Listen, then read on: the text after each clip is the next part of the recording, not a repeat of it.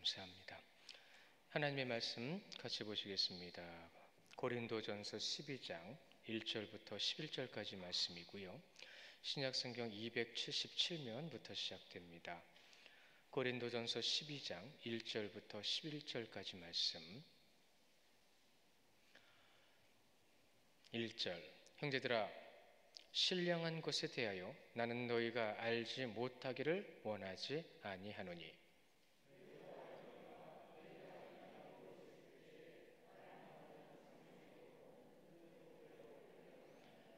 그러므로 내가 너희에게 알리노니 하나님의 영으로 말하는 자는 누구든지 예수를 저주할 자라 하지 아니하고 또 성령으로 아니하고는 누구든지 예수를 주시라 할 수 없느니라. 직분은 여러 가지나 주는 같으며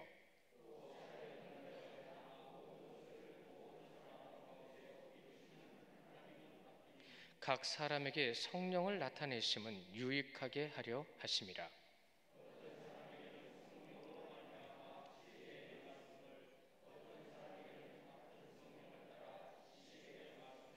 다른 사람에게는 같은 성령으로 믿음을, 어떤 사람에게는 한 성령으로 병 고치는 은사를,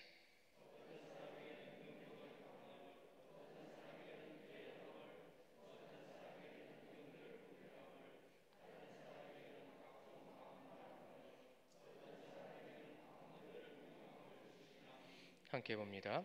이 모든 일은 같은 한 성령이 행하사 그의 뜻대로 각 사람에게 나누어 주시는 것이니라. 아멘. 고린도전서 12장 말씀 제목부터가 성령의 은사라고 되어 있죠. 성령의 은사에 대해서 솔직히 제대로 알고 있는 사람들이 얼마나 있을까요?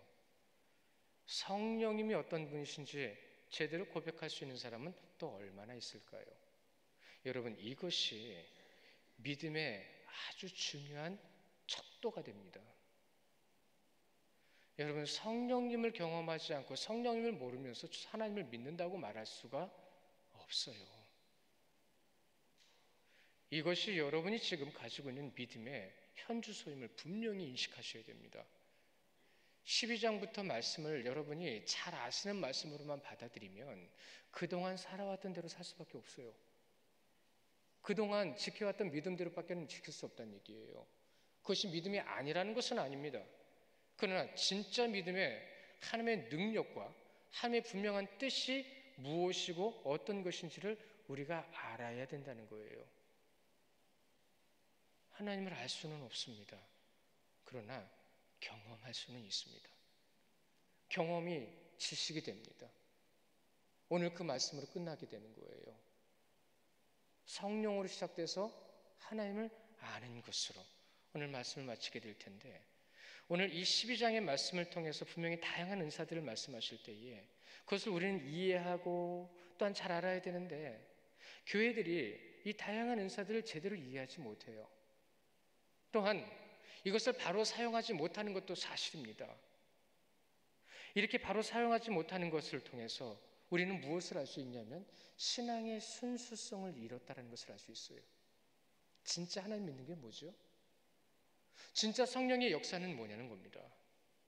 우리가 정말로 하나님을 믿는다고 한다면 그 전능하신 아버지 하나님은 영이신이라고 하는 그 영이 뭔지도 모르면서 하나님을 믿는다고만 말을 하고 믿는다고만 우리가 입으로 아무리 고백을 해도 하나님이 인정하시지 않으시면 아무 소용없어요. 순수성을 잃어버리고 교회의 유익을 위해서 주신 건데 그 유익을 위해서 주신 것을 망각하고 자기 마음대로, 자기가 생각하는 대로. 이제 조금 있으면 가을입니다. 가을이 됐죠. 벌써 지난 주 중에 보니까 추수를 시작한 데가 있더라고요. 벽시가 알곡이 가득 차서 익으면 어떻게 된다고요? 그 알곡이 가득 차면 찰수록 보여지는 모습을 통해서 그 모습과 같아야 된다라는 비유의 말을 우린 참 많이 알고 있어요. 그런데 우리는 어떻죠? 교회는 받은 은사로 인해서 오히려 사분 오열된 모습을 지금까지 보고 있습니다. 과거부터 시작돼서 지금 현재도 앞으로도 어디까지 갈지는 알지 못합니다.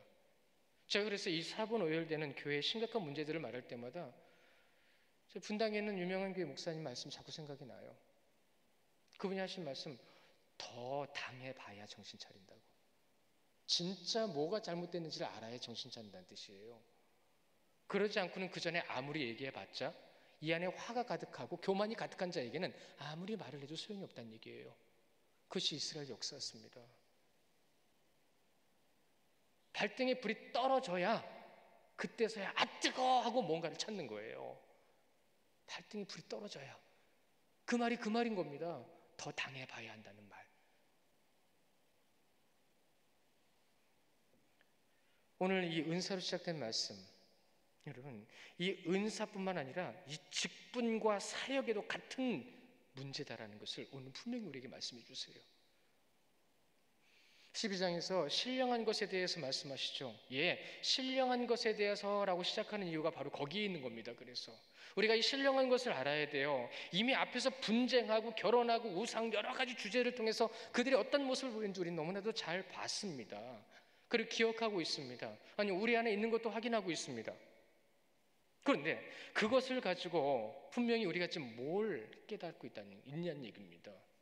오늘 이 은사라는 제목, 주제를 가지고 말씀하실 때에 이 은사 가운데에서 진정으로 이것은 인간의 이성으로는 알 수 없고 깨달을 수 없다는 것을 먼저 말씀해 주시는 거예요. 신령한 것을 어떻게 인간이 알죠? 모릅니다. 성령께서 알게 해주시지 않으면 모릅니다. 우리가 주님을 주시라고 고백하는 것도 성령께서 그렇게 해주시지 않으면 고백할 수 없다라는 겁니다. 그런데 우리는 우리 입으로 주님을 주라고 고백하면서도 진짜 주인은 누구냐는 거예요. 여러분, 진짜 주인은 누구십니까?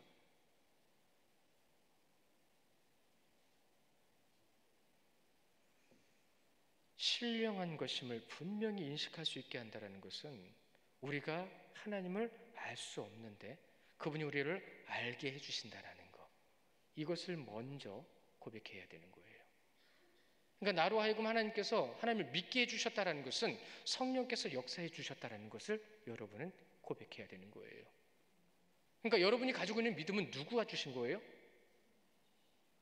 주신 그분을 여러분은 누구로 모시고 있는 거예요? 근데 여러분의 생각과 삶의 기준은 지금 누구에게 있는 거죠? 오늘 이 신령한 것이다라는 것은 이렇게 출발하는 겁니다. 이렇게 시작하는 거예요. 그러니까 우리가 하나님을 믿는 믿음 안에서 오늘 말씀해 보시면 아주 여러 가지로 다양하게 은사를 주세요. 다양성. 근데 그 주시는 분은 누구시라고요? 오직 한 분, 통일성. 이 두 가지가 계속 우리에게 강조될 겁니다. 고린도 교회에 처음에 말씀이 전해질 때에 여러분, 그분들은 정말로 말씀을 잘 받아들였어요. 순종함으로 하나님의 말씀을 받아들일 때에 그래서 교회가 순종했어요. 그 순종했던 교회에 은사가 풍성해진 겁니다. 순종이 능력이에요. 순종이 능력이에요. 사랑이 능력이에요. 소망이 능력입니다. 온유와 절제와 겸손과 충성과 양성과 오래 참음과 모든 견딤에 주님의 뜻을 우리가 나타내는 것은 내 안에 있는 능력이 나타나는 거예요. 그 능력 누가 주시는 거라고요? 그분을 믿고 의지하여 나타낼 때 그분께서 부어 주시는 겁니다. 왜 주님을 하나님을 자꾸 도깨비로 비유를 하시죠? 도깨비 방망이가 아니에요. 나로 하여금 하게 하시는 분이세요. 하지 않고 할 수 있게 해달라고 말하는 것은 도깨비 방망이에요. 나도 모르게 우상을 만드는 거라고요. 오늘 이 말씀 여러분 잘 보셔야 됩니다. 1절 하반절에 나는 너희가 알지 못하기를 원하지 아니하노라. 이것을 꼭 알기를 원하노라. 이것을 꼭 알기를 원하노라고 말씀하시면서 우리에게 신령한 것을 깨우쳐 주실 때에 여러분 사랑을 전제로 하지 않는다고 한다면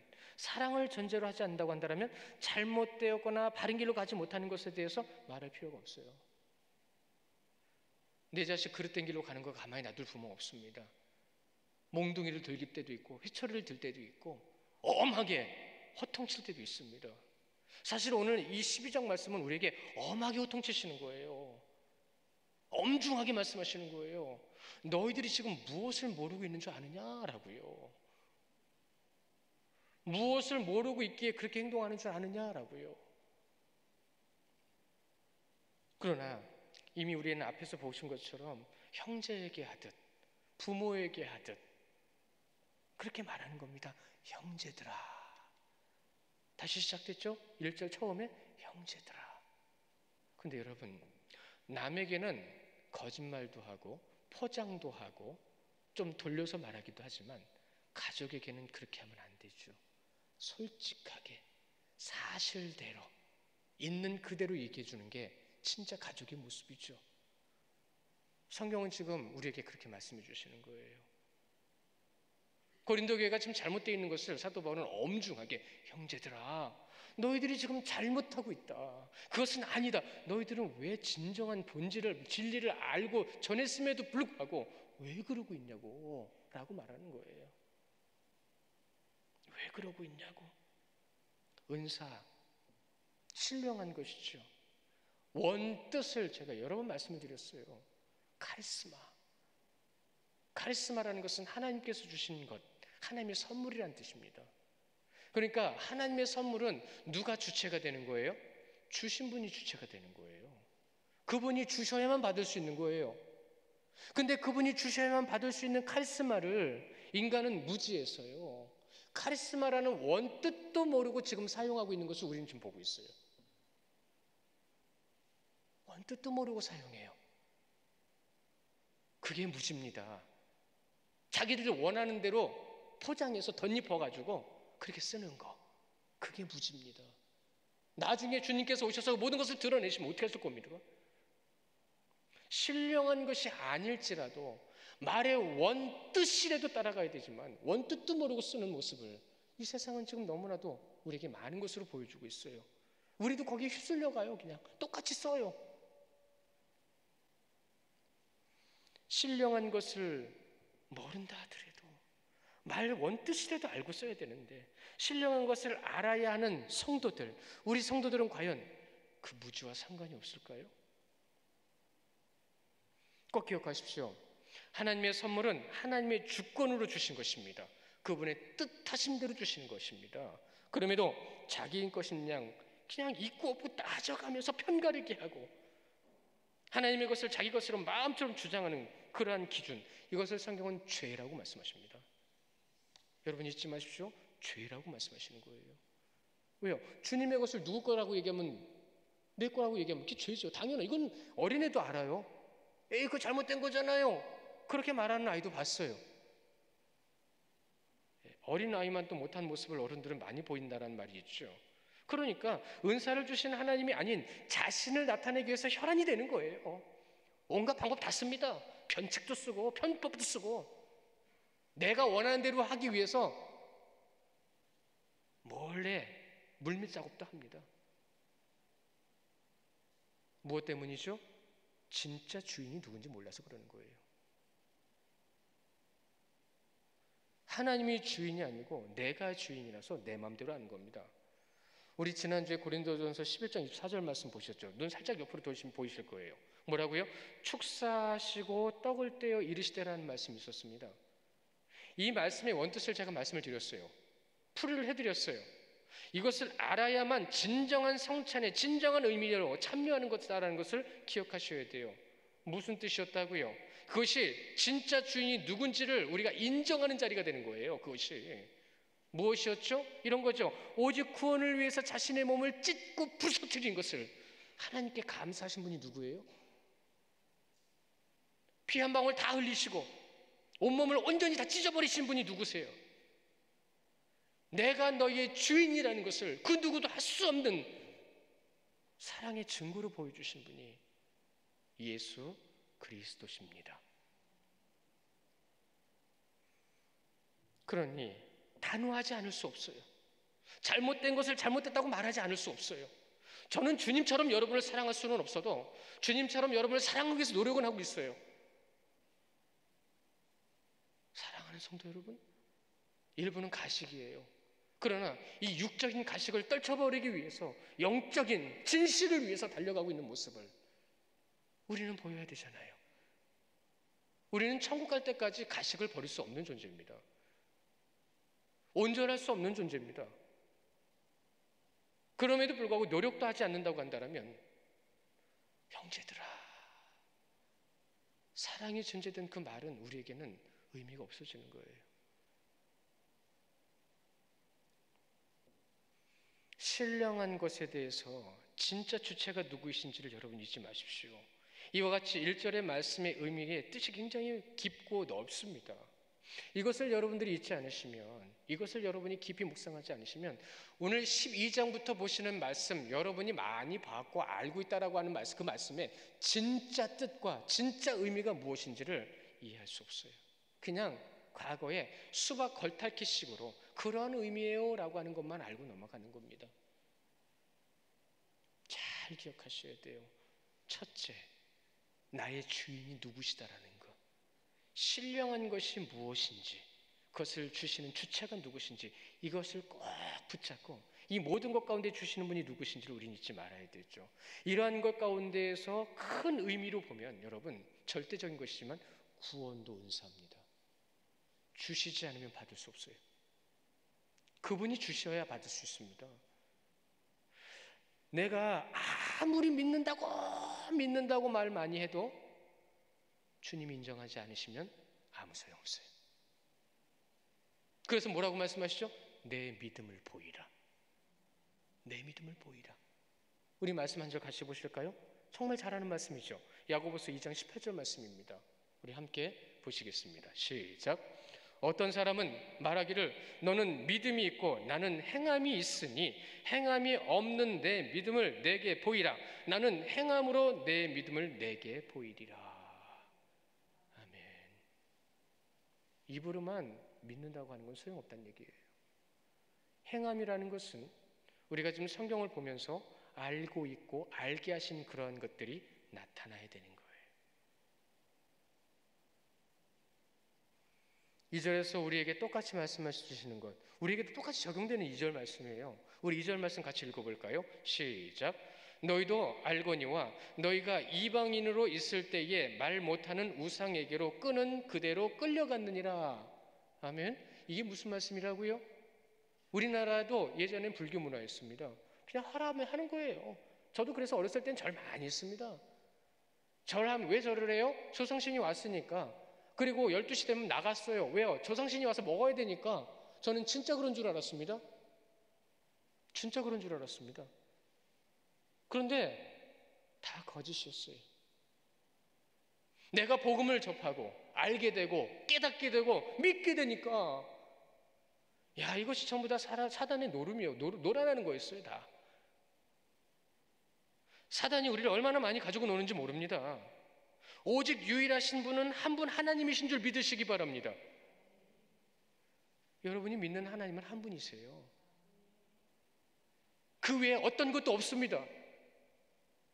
근데 그 어떤 것이 분명히 없는데도 불구하고 어떤 원인으로 말미암아 막연한 뭔가 존재감을 자꾸 생각하게 돼요. 막연한 존재감. 성경으로 본 것도 아니고 기도로 느낀 것도 아니고 성령께서 알게 해주신 것도 아닌 이상한 막연한 뭐 이상한 거. 여기에 저도 나도 모르는 두려움이 있어요. 조선 때부터 전해오는 전통신앙 구습이죠. 사단의 굴레입니다. 죄악의 굴레입니다. 이 굴레에 사로잡혀가지고 나도 모르는 두려움과 찜찜함을 통해서 제사 음식 먹으면 찜찜하시죠? 학습된 거예요. 사단에게 학습된 거예요. 사단에게 놀아나는 거예요. 여러분, 하나님 외에 다른 신이 있습니까? 없습니까? 유일신 한 분 하나님이신 줄 믿으시면 아멘. 그러면 그 외에 다른 것이 있어요? 없어요? 없는 겁니다. 그런데 사단은 우리를 어떻게 만들고 있냐면 주석에서 이렇게 기록합니다. 과거 고린도 교회 교인들이 자신들이 주체적으로 결정하지 않은 어떠한 힘, 자기들도 모르겠는 거예요. 어떠한 힘에 의해 강제적으로 사로잡혀 갔음을 보여준다. 여기서 실제 드러내지 않는 어떤 힘이라는 것은 거짓 아비, 사단의 미혹임을 분명히 알아야 한다. 이것들을 반복하고 계속 유지하게 만드는 것이 사단의 구습이다. 여러분, 우상에 대한 막연한 뭔가가 있다는 것은 그동안 여러분이 그만큼 하나님을 유일신으로 믿지 못했다는 증거가 되는 거예요. 돌아봐야 됩니다. 우리 신앙을. 우리는 지금 신령한 것을 말씀드리고 있어요. 하나님의 것을 말씀드리고 있다고요. 성경은 분명히 나 외에 다른 신은 없다고 말씀하셨죠. 누가 하신 말씀이에요? 하나님이 하신 말씀입니다. 근데 그 말씀에 내가 대적이 되는 거예요. 왜요? 무엇 때문에? 사단의 계략 때문에.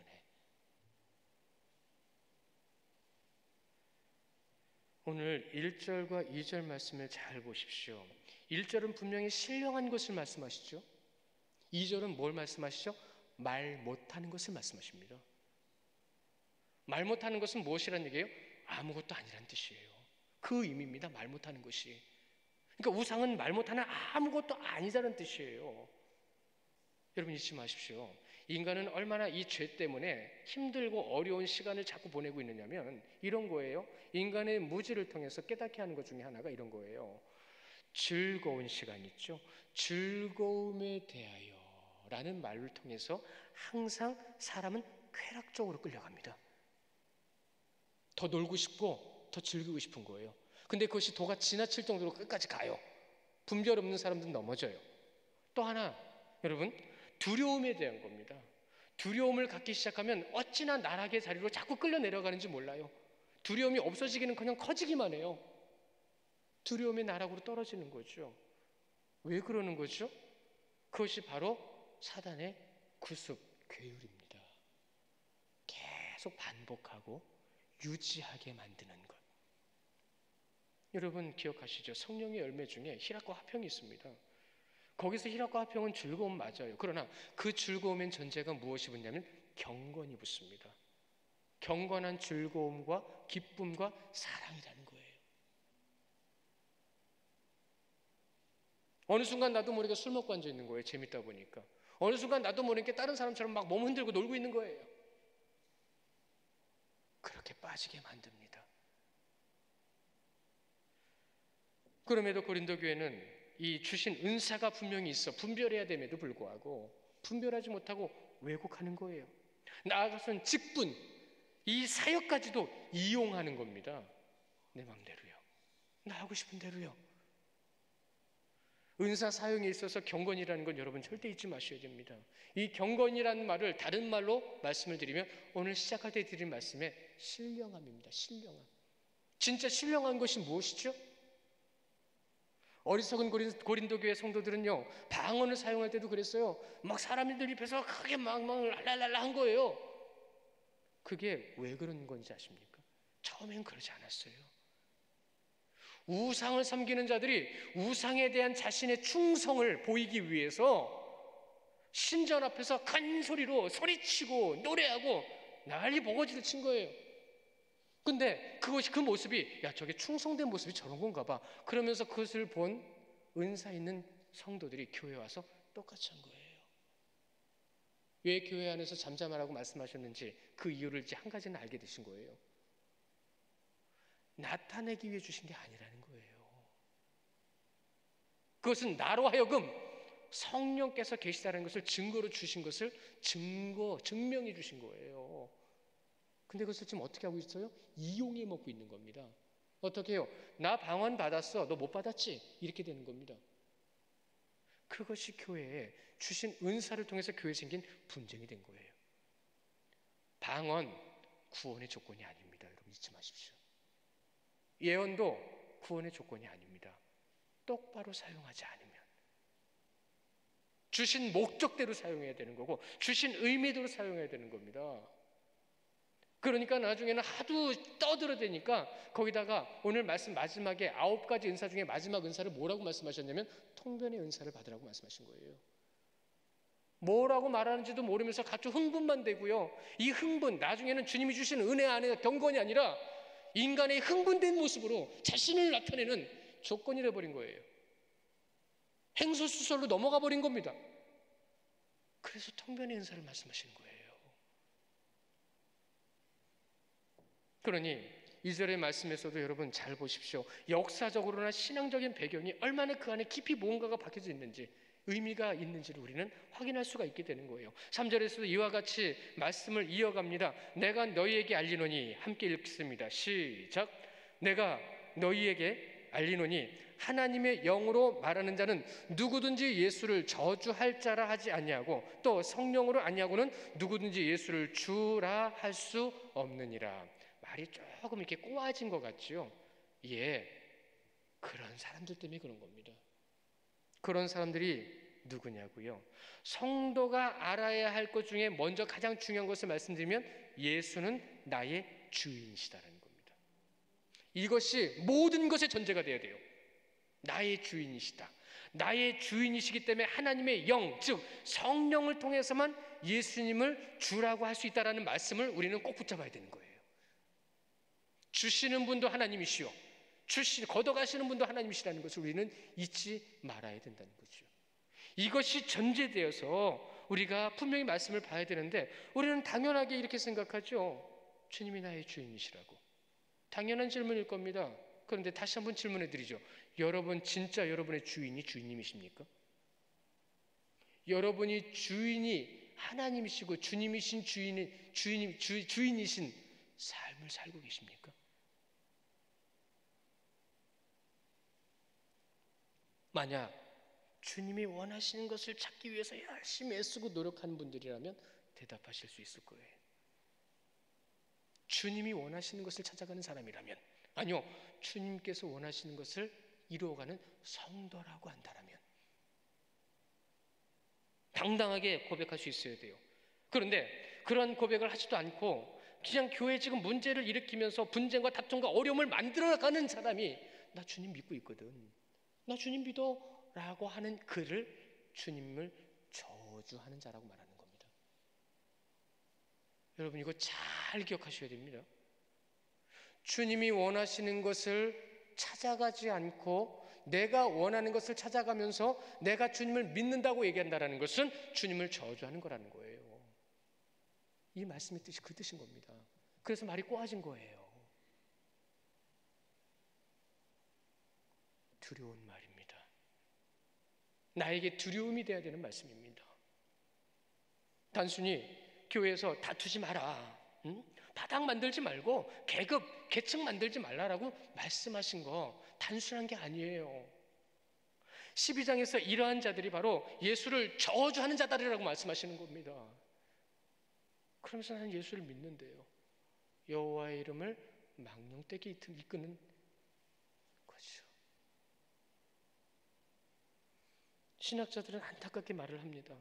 인간은 많은 것을 모르면서 깨달으려 하지 않고 또한 본질에 접근하지 않는 신앙, 그 신앙조차도 돌아보지 않고 그것을 신앙이라고 생각하며 여기까지 왔다라고 말을 해요. 저는 이 문장을 보면서 참 많이 생각했습니다. 우리는 주님을 알아도 진짜 조금밖에 몰라요.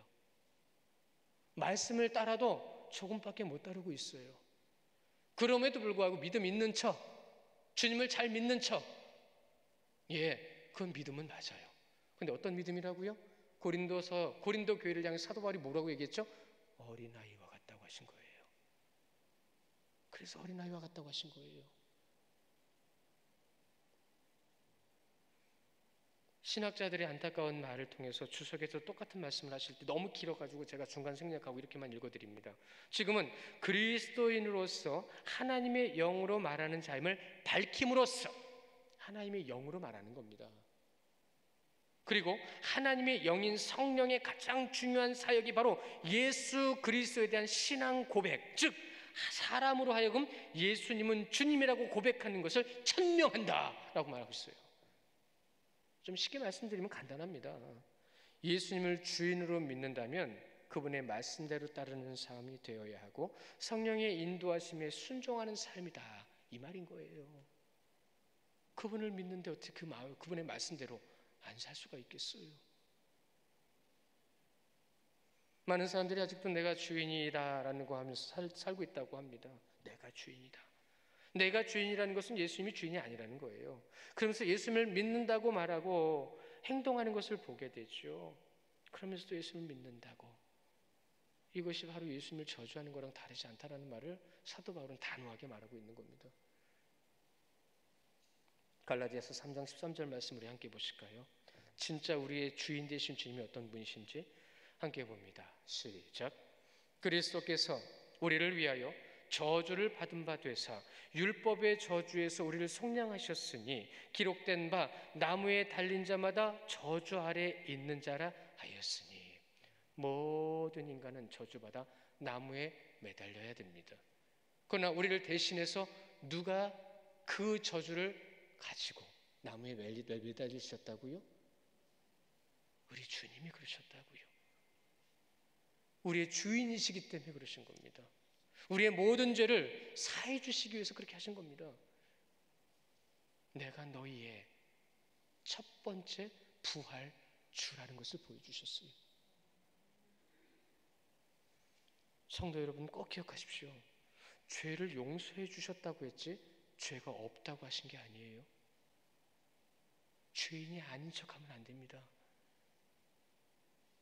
용납하시고 참으시고 기다리시고 우리는 그것을 잊지 말아야 돼요. 그래서 지금 조금이라도 빨리 하나님의 말씀의 자리로 서셔야 되는 거예요. 그리고 예수님의 이름으로 간구하십시오. 성령께서 여러분에게 응답하실 것입니다. 이것을 4절부터 다양성과 통일성이라는 분명한 인식을 하게 해주시는 부분, 우리가 보게 되는 거예요. 여러 가지로 우리에게 주신 성령님, 모든 것을 주신 분이 그분 스스로 그것을 증명해 주고 계시다는 거죠. 다양하게 많은 은사를 주심으로써 성령 하나님의 존재를 드러내셨다는 거 잊지 마십시오. 그러므로 은사를 받은 자는 성령 하나님, 오직 하나님을 나타내야 된다는 것입니다. 이것이 본질이에요. 주신 것을 왜 주셨는지 알고 그것을 사용하는 것이 본질이에요. 절대로 내가 나타나면 안 되는 겁니다.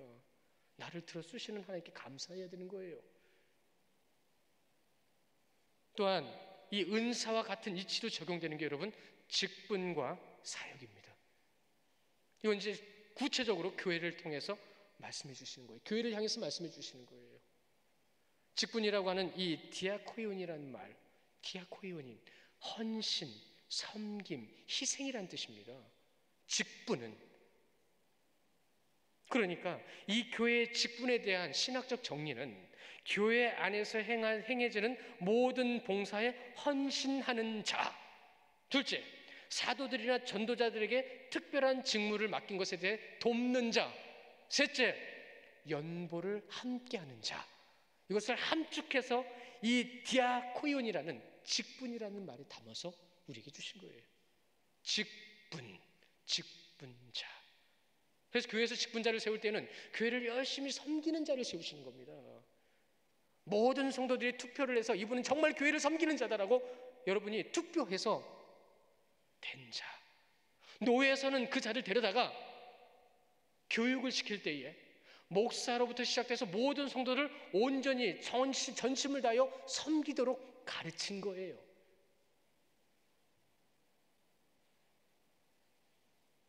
우리 교회도 의원회가 있잖아요.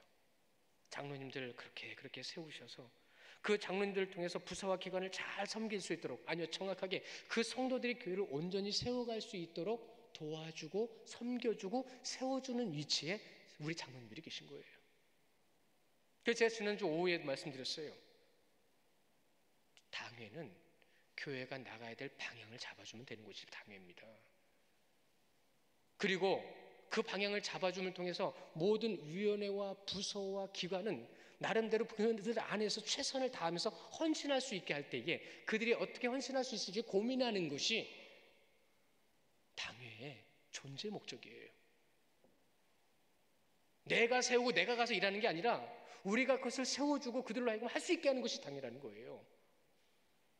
그러면 안수 집사님들은요, 헌법에 나와 있는 대로 그 모든 일을 실제로 행하는 것 가운데 헌신하는 자를 안수 집사라고 부릅니다. 그 모든 것 가운데 같이 섬기는 자를 권사라고 얘기하는 겁니다. 그것으로 직분을 세우신 거예요. 신학적 정리를 전해드립니다.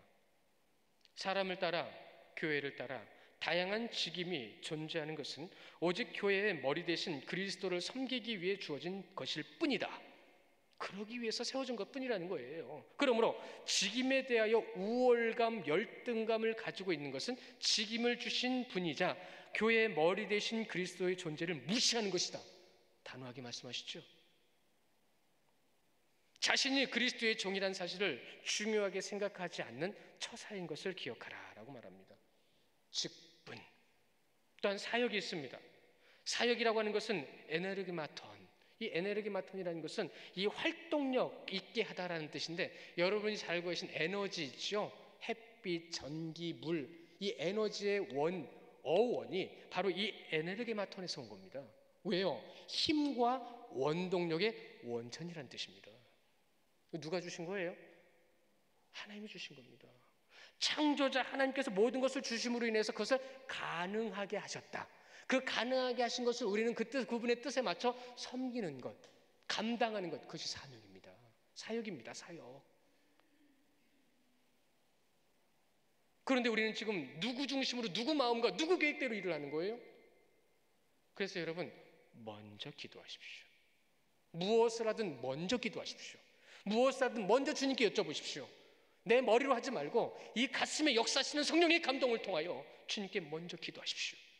주님께서 원하시는 것은 무엇입니까? 그리고 움직이는 자와 그러지 않고 움직이는 자의 행동과 말투와 과정은 틀립니다. 그것을 저는 제 개인적으로 지금까지 경험하고 있어요. 그래서 제가 나서지 않는 거예요. 왜요? 제가 나서야 될 자리가 아니니까. 섬김은 성도들이 섬기는 건데 내가 가서 그냥 뒤에 가서 조금씩만 도와주면 되는 거예요.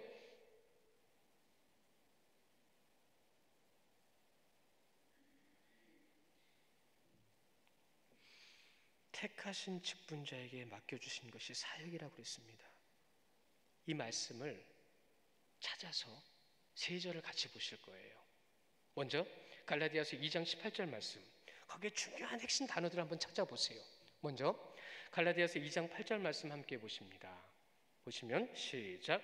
베드로에게 역사하사 그를 할례자의 사도로 삼으신 이가 또한 그에게 역사하사 나를 이방인의 사도로 삼으셨느니라. 누가요?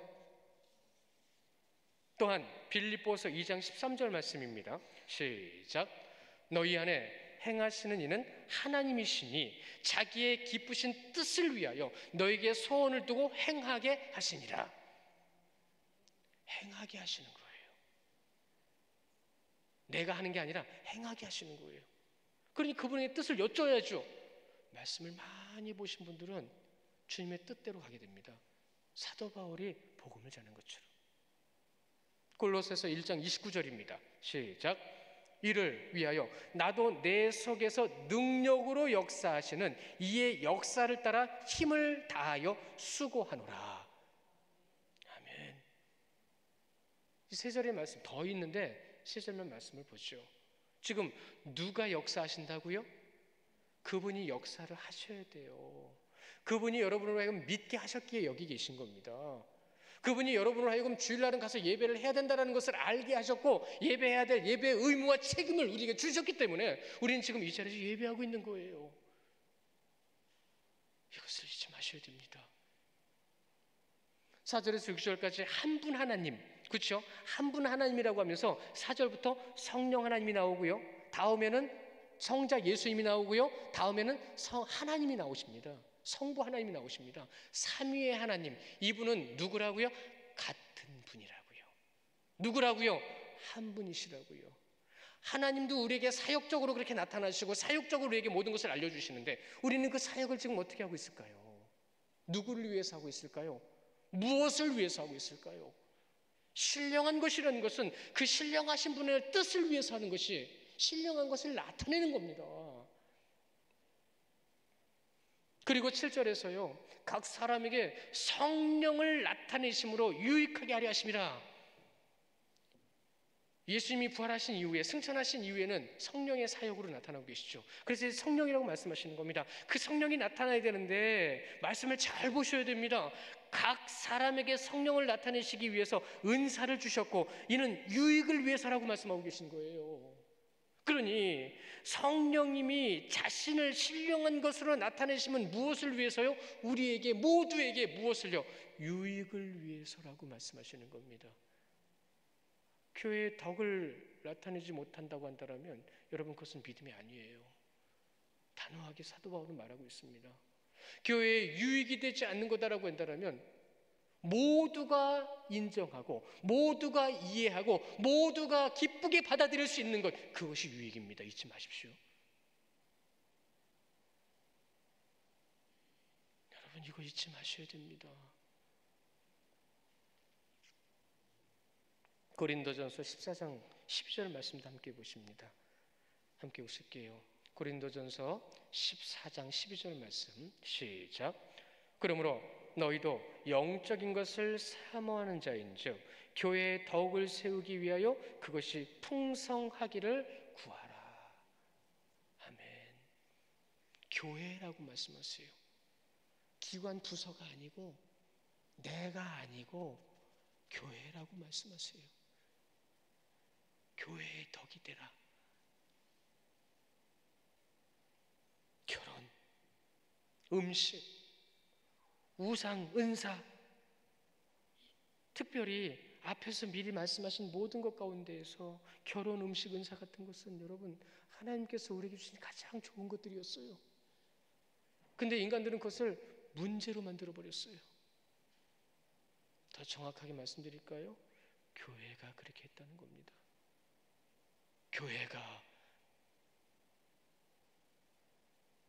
교회에 유익이 되지 않은 쪽으로 치우쳐버린, 하나님의 선을 악으로 갚았어요.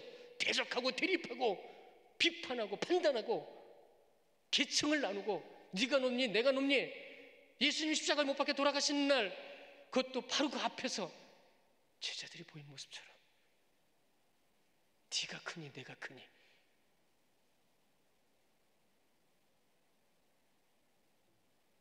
저도 많이 반성하고 있습니다. 계속 반성해야 돼요. 계속 회개해야 돼요.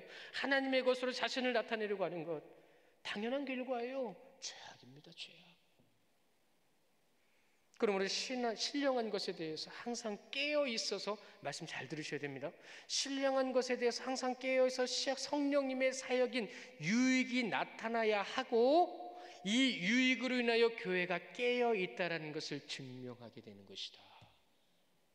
교회가 깨어 있다라는 것. 9가지 은사를 말씀하시죠. 9가지 은사를 기록해서 전할 때에 이것을 우리가 어떻게 알아야 되지? 이걸 어떻게 전해야 되지?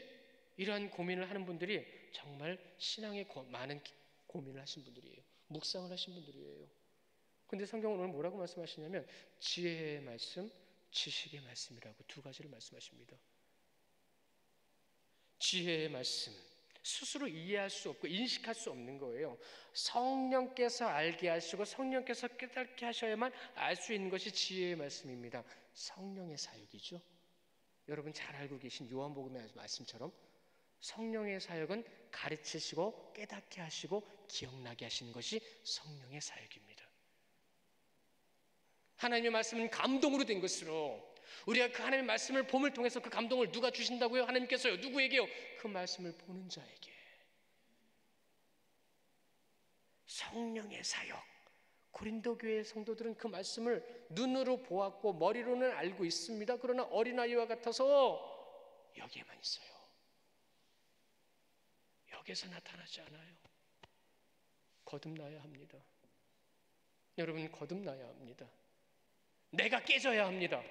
내가 부딪히고 내가 고민하고 내가 주님 앞에 나의 죄된 모습을 알고 깨달음을 통해서 주님 앞에 눈물을 흘리면서 내가 얼마나 연약한 존재인지를 알고 그로 인하여 그 자리에서 주님을 믿는 고백하는 고백의 삶이 여러분 그렇게 거듭나야 합니다.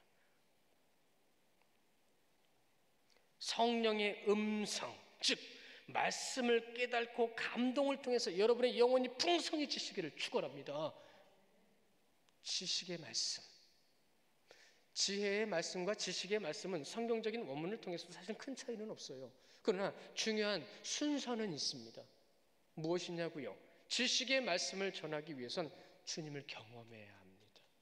신령한 것을 경험해야 합니다. 신령한 것을 경험하지 않고는 신령한 것을 전할 수가 없습니다. 이것이 지식의 말씀이라는 뜻이에요. 어떻게 경험하지 않고 전할 수 있죠?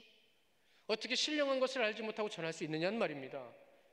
우리가 그 신령한 것을 알고 깨달음을 통해서 하나님 앞에 나아가 쓰임을 받을 때 구약의 역사와 신약의 역사를 잘 보십시오. 하나님께서 그들을 세우셨고 그들을 통해서 알게 하여 주셨고 그들이 하나님을 아는 삶이 무엇인지를 알 때에 눈물의 선지자가 있었고 고통의 선지자가 있었고 안타까움과 국민의 선지자가 있었던 것처럼 그들의 모든 사역을 오직 주님의 복음을 전하기 위해서 선지자의 역할을 감당했던 그 모습, 내게 주신 말씀을 전하노라.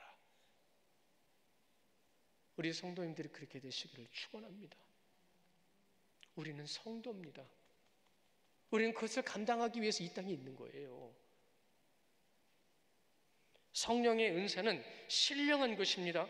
오직 성령 하나님께서 주시는 것입니다. 이거 잊지 마셔야 돼요. 그럼을 통해서 오늘 말씀에서 은사, 직분, 사역, 이것을 지혜의 말씀과 먼저는 직분과 사역을 통해서 우리에게 감당하게 하실 때에 그것이 지혜의 말씀과 지식의 말씀으로 흘러가게 되는 것입니다. 말씀을 주셨음에도 분쟁이 일어난다? 신령한 것을 모르기 때문인 거예요. 8절부터 9가지 은사를 말씀하고 계시거든요. 성경의 전체에 더 많은 은사가 있다는 거 우리는 알고 있어요. 그런데 분명히 성경이 기록하고 있음에도 불구하고 그러한 은사들을 나타내는 사람들을 믿지 못하고 인정하지 못하고 그런다고 한다면 하나님이 주신 것을 인정하지 못하고 믿지 못한다는 얘기예요. 한국교회가 지금 너무나도 많은 것을 놓치고 있습니다. 안타깝게도 지금 이러한 놀라운 역사는 지금 선교지에서 많이 나타나고 있어요. 선교지에서요. 그 선교사를 파송한 교회들 안에서는 치유의 역사, 회복의 역사, 방언의 예언의 능력과 통변과 투시와 무슨 모든 영불명, 모든 역사를 우린 다 잊고 있어요. 너무나도 큰 손실이에요. 성경에 분명히 말씀이 나와 있음에도 불구하고 받을 줄도 모르고 받아야 되는 줄도 모르고 있어야 되는 줄도 모르면서 오히려 그것을 경험한 사람들을 멸시하고 제껴놓고 있어요. 성경 잘 보십시오. 많이 보십시오. 성경에 분명히 있는 말씀인데 왜 하나님의 말씀을 멸시하는 교회들이 되고 있는지 모르겠어요.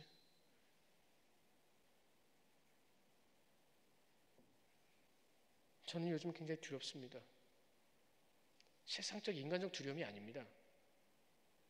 성경에 분명히 말씀하신 말씀의 징조들이 동시다발적으로 세계적으로 일어나고 있어요.